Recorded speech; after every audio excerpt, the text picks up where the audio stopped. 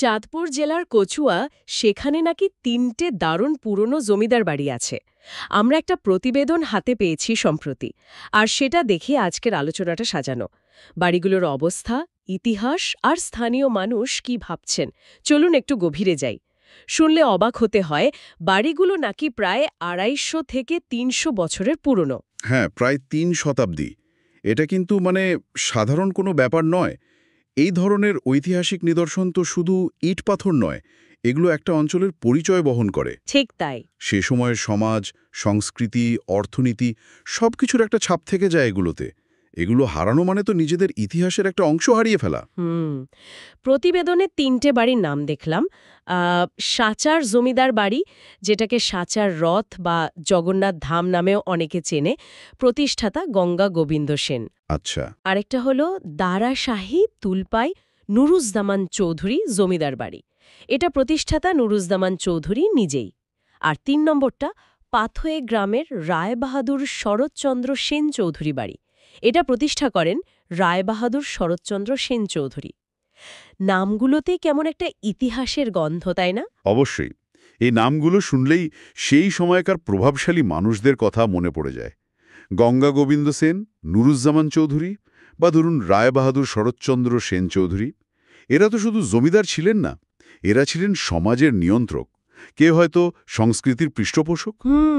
তাদের বাড়িগুলো তো শুধু থাকার জায়গা ছিল না, ছিল ক্ষমতা আর আভিজাত্যের প্রতীক। এগুলোর স্থাপত্যরীতি, নকশা, ভেতরের সাজসজ্জা সবকিছুই তখনকার রুচি আর সামাজিক অবস্থানের কথা বলে। কিন্তু এই সব জানা, বোঝা বা এগুলো বাঁচিয়ে রাখার সুযোগ কতটা আছে এখন? সেটাই তো মূল প্রশ্ন। কারণ প্রতিবেদন বলছে বাড়িগুলোর অবস্থা এখন খুবই খারাপ, একেবারে জরাজীর্ণ। হ্যাঁ, সেটাই শঙ্কার বিষয়। প্রতিবেদনে তো এমনও লেখা যে বাড়িগুলোকে এখন ভুতুড়ে বাড়ির মতো লাগে। দিনের বেলাতেও নাকি ভেতরে ঢুকতে ভয় করে। তাই নাকি? হ্যাঁ, আর একটা অদ্ভুত জিনিস পেলাম প্রতিবেদনে, আন্ধার মানিক বলে নাকি বিশেষ ঘর ছিল বাড়িগুলোতে। আন্দার মানিক, সেটা আবার কি? জমিদাররা নাকি তাদের সোনাদানা, ধন সম্পদ লুকিয়ে রাখতেন ওখানে। ঘরগুলো নাকি আজও অন্ধকারে ডুবে আছে। বেশ রহস্যময় ব্যাপার। আন্ধার মানিক নামটা ইন্টারেস্টিং। এটা আসলে তৎকালীন নিরাপত্তা ব্যবস্থা, আবার ক্ষমতার গোপনীয়তা, এ সব কিছুরই ইঙ্গিত দেয় হয়তো। শুধু গুপ্তধন নয়, তখনকার জমিদারদের চিন্তাভাবনা কেমন ছিল সেটাও বোঝা যায় কিছুটা। ঠিক। আর এগুলো আজও অন্ধকার কেন? হয়তো সেভাবেই বানানো হয়েছিল, আলো কম ঢোকার ব্যবস্থা ছিল, অথবা এখন পরিত্যক্ত বলে স্যাঁতসেঁতে হয়ে গেছে। এটা নিয়ে আরও জানার সুযোগ আছে। আর এই যে পরিত্যক্ত অবস্থা, এর কারণ হিসাবে প্রতিবেদনে জমিদারি প্রথা বিলুপ্তি আর বংশধরদের অনুপস্থিতির কথাই বলা হচ্ছে। হ্যাঁ, এটাই মূল কারণ বেশিরভাগ ক্ষেত্রে। জমিদাররা চলে যাওয়ার পর বা তাদের কেউ না থাকায় বাড়িগুলো দেখার আর কেউ রইল না। ঠিক। জমিদারি প্রথা যখন উঠে গেল, ক্ষমতার ভরকেন্দ্রও বদলে গেল রাতারাতি। পুরনো জমিদারদের অনেকে হয়তো নতুন পরিস্থিতির সাথে মানাতে পারলেন না বা অন্য কোথাও চলে গেলেন। তাদের বিশাল বিশাল সম্পত্তি এই বাড়িগুলো সহ অভিভাবকহীন হয়ে পড়ল। মালিকানা নিয়ে ঝামেলা, মামলা মোকদ্দমা, বা ধরুন বংশধররা আছেন কিন্তু তাদের কোনো আগ্রহ নেই। এসব মিলিয়ে কোনো রক্ষণাবেক্ষণই হয়নি। এর সাথে প্রকৃতির ক্ষয় তো আছেই। অবশ্যই। বৃষ্টি, ঝড় আর চাঁদপুর যেহেতু নদীর কাছাকাছি, লবণাক্ততার প্রভাবও থাকতে পারে। তার উপর মানুষের অবহেলা, ইট খুলে নেওয়া, এসব তো আছেই। সব মিলিয়েই এই দশা। এটা শুধু কচুয়ার না, সারা বাংলাতেই এমন অনেক উদাহরণ আছে। এবার একটু নির্দিষ্ট বাড়িগুলোর দিকে যাই। যেমন ধরুন সাচার জমিদার বাড়ি, এটার দুটো পরিচয়, সাচার রথ আর জগন্নাথ ধাম। হ্যাঁ, এটা আপনি বলছিলেন। সবচেয়ে গুরুত্বপূর্ণ বিষয় হল প্রতি বছর আষাঢ় মাসে এখানে নাকি এশিয়া মহাদেশের দ্বিতীয় বৃহত্তম রথযাত্রা হয়। বলেন কি? দ্বিতীয় বৃহত্তম? এটা তো বিশাল ব্যাপার। হ্যাঁ, এই রথযাত্রা উপলক্ষে মাসব্যাপী মেলা বসে, লক্ষ লক্ষ লোক আসে। কিন্তু প্রতিবেদনের একটা কথা খুব মনে ধরল, এই ১ মাস খুব জাঁকজমক, মানুষে ভরপুর থাকে জায়গাটা, কিন্তু বাকি ১১ মাস বাড়িটা একদম চুপচাপ, নীরব। এই বৈপরীত্যটাই আসলে বাড়িটার বর্তমান অবস্থার প্রতীক। একদিকে তার কাঠামো ভেঙে পড়ছে, কিন্তু অন্যদিকে তার সাথে জড়িয়ে থাকা ধর্মীয় উৎসবটা এখনও চলছে পুরোদমে। এশিয়া মহাদেশের দ্বিতীয় বৃহত্তম রথযাত্রা, এর জায়গাটার ধর্মীয় আর সাংস্কৃতিক গুরুত্ব এনর্ম, বিশাল।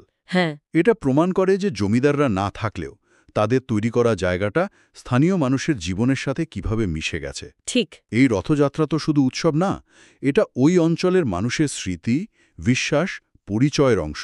কিন্তু প্রশ্ন হলো, যে বাড়িটাকে ঘিরে এই উৎসব, সেটাই যদি না থাকে, তাহলে উৎসবের কি হবে?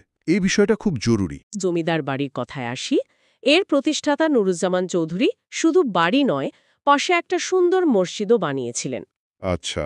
মসজিদটা এখনও আছে, নাম হজরত দারা শাহ রর জামে মসজিদ।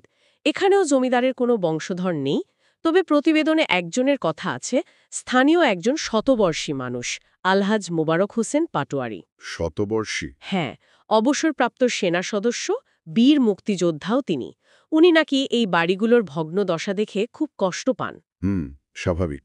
উনি বলেছেন, এই বাড়িগুলো আমাদের ইতিহাসের অংশ, এগুলোকে এভাবে নষ্ট হতে দেখা যায় না। উনি খুব জোর দিয়ে এগুলো সংস্কার করে বাঁচানোর দাবি জানিয়েছেন। একজন মুক্তিযোদ্ধার এই আকুতিটার একটা অন্য ওজন আছে, তাই না? অবশ্যই আছে। একজন মুক্তিযোদ্ধা, যিনি দেশের জন্য লড়েছেন, তিনি যখন তার এলাকার ইতিহাস নিয়ে এতটা ভাবেন, এতটা আবেগ প্রকাশ করেন, সেটার গুরুত্ব অনেক। এটা শুধু তার একার কথা নয়, এটা হয়তো ওই এলাকার মানুষেরই মনের কথা, যারা চোখের সামনে নিজেদের ঐতিহ্যকে হারিয়ে যেতে দেখছে। হ্যাঁ। আর দেখুন, দারা শাহীর মসজিদটা এখনও চালু আছে। মানে নুরুজ্জামান চৌধুরীর একটা সৃষ্টি এখনও সমাজে প্রাসঙ্গিক। ঠিক। অথচ তারই বাড়িটা ধ্বংসের পথে। এই বৈপরীত্যটাও ভাবার মতো। ওই মুক্তিযোদ্ধার ক্ষোভটা আসলে সবারই নীরব ক্ষোভের একটা প্রকাশ। আর পাথোয়ের রায়বাহাদুর শরৎচন্দ্র সেন চৌধুরী বাড়ি, ওটা নিয়েও তো কথা হচ্ছিল। হ্যাঁ, তৃতীয় বাড়িটা। প্রতিবেদন অনুযায়ী এই বাড়িটা নিয়ে তথ্য একটু কম, কিন্তু এর গুরুত্ব তো কম নয়, তাই না? একদমই না। প্রত্যেকটা ঐতিহাসিক নিদর্শনের নিজস্ব গল্প থাকে, নিজস্ব গুরুত্ব থাকে। হয়তো পাথুয়ের বাড়িটার সাথে এখন সরাসরি কোনো বড় উৎসব বা ধর্মীয় আচার যুক্ত নেই, বা এর কথা লোকমুখে কম ফেরে। কিন্তু তার মানে এই না যে এর ঐতিহাসিক মূল্য কম। রায়বাহাদুর শরৎচন্দ্র সেন চৌধুরী, এই রায়বাহাদুর উপাধিটাই তো ব্রিটিশ আমলে তার প্রভাব প্রতিপত্তির কথা মনে করিয়ে দেয়। ঠিক। এই বাড়িটা হয়তো তৎকালীন প্রশাসন বা সমাজ জীবনের অন্য কোনো অধ্যায়ের সাক্ষী। অনেক সময় এমন হয়, কিছু গুরুত্বপূর্ণ জায়গা প্রচারের আলোয় কম আসে, কিন্তু গবেষণা করলে দারুণ সব তথ্য বেরিয়ে আসে। এই বাড়িটারও বর্তমান অবস্থা, এর স্থাপত্য বৈশিষ্ট্য, এগুলো আরও বিস্তারিত জানা দরকার। আসলে তিনটে বাড়ি মিলেই তো কচুয়ার সেই জমিদার আমলের একটা ছবি তৈরি হয়। তাহলে যা দাঁড়াচ্ছে, তিনটে বাড়ি ভীষণ গুরুত্বপূর্ণ, কিন্তু তিনটেই খুব ঝুঁকিপূর্ণ অবস্থায় আছে। আর স্থানীয় মানুষ, তারা খুব করে চাইছেন এগুলো রক্ষা করা হোক। তাদের চাওয়াটা কি রকম? প্রতিবেদন বলছে, তাদের দাবি বাড়িগুলো সংস্কার করে সুন্দর পর্যটন কেন্দ্র বানানো হোক। আচ্ছা। অথবা অন্তত এমনভাবে মেরামত করা হোক যাতে পুরোপুরি নষ্ট না হয়ে যায়, প্রয়োজনে মানুষের থাকার উপযোগী করা যেতে পারে কিনা সেই ভাবনাও আছে। এটা কিন্তু খুব বাস্তবসম্মত চিন্তা। পর্যটন কেন্দ্র হলে এলাকার অর্থনীতিও চাঙ্গা হবে, আবার ইতিহাসও বাঁচবে, এরকমই ভাবনা। এখন তো এশিয়া জুড়েই হেরিটেজ কনজারভেশনের এই ধারণাটা খুব জনপ্রিয়। মানে শুধু সংরক্ষণ নয়, অ্যাডাপটিভ রিইউজ বা নতুন করে ব্যবহার উপযোগী করে তোলা।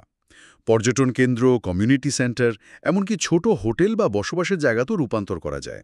এতে বাড়িগুলো টিকে থাকে, আবার স্থানীয় অর্থনীতিতেও লাভ হয়। ঠিক। তবে হ্যাঁ, এর জন্য দরকার ঠিকঠাক পরিকল্পনা, এক্সপার্টদের তত্ত্বাবধান, আর অবশ্যই পয়সাকড়ি, মানে বিনিয়োগ।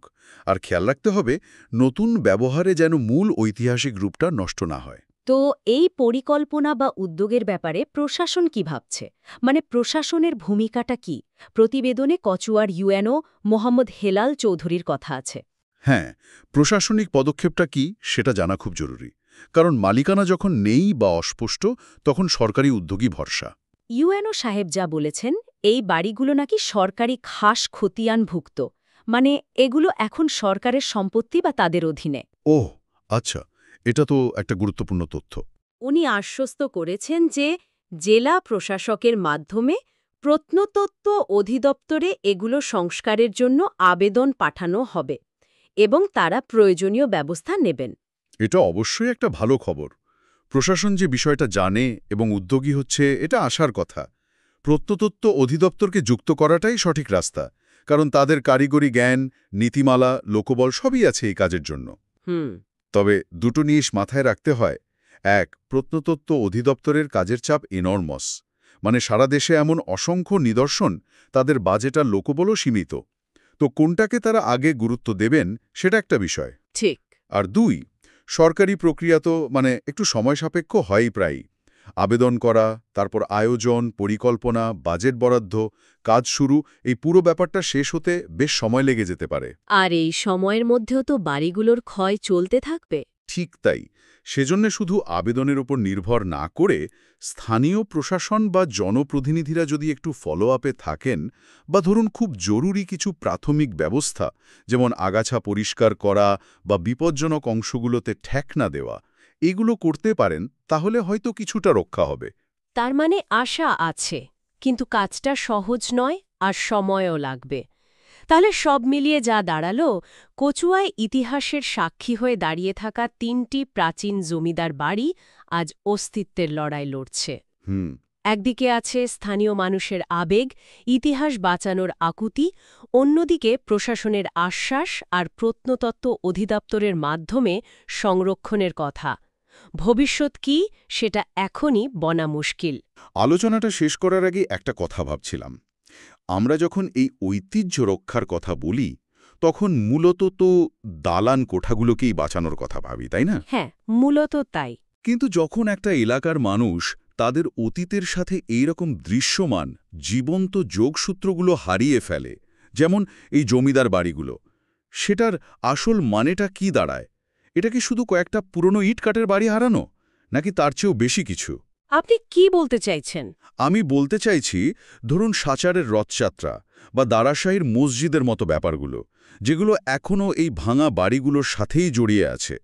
এই স্থাপত্যগুলো যখন পুরোপুরি মিলিয়ে যাবে, তখন কি শুধু স্থাপত্যের জ্ঞান হারাবে, নাকি এর সাথে জড়িয়ে থাকা অসংখ্য গল্প, লোককথা, স্মৃতি, আর সবথেকে বড় কথা, ওই অঞ্চলের মানুষের পরিচয়ের একটা অংশও হারিয়ে যাবে? এটা তো গভীর প্রশ্ন। এই ক্ষতিটা কি শুধু বিশেষজ্ঞদের, নাকি এটা আসলে পুরো সমাজের জন্য এক অপূরণীয় ক্ষতি? এই প্রশ্নটা হয়তো আমাদের সবারই একটু ভাবা দরকার।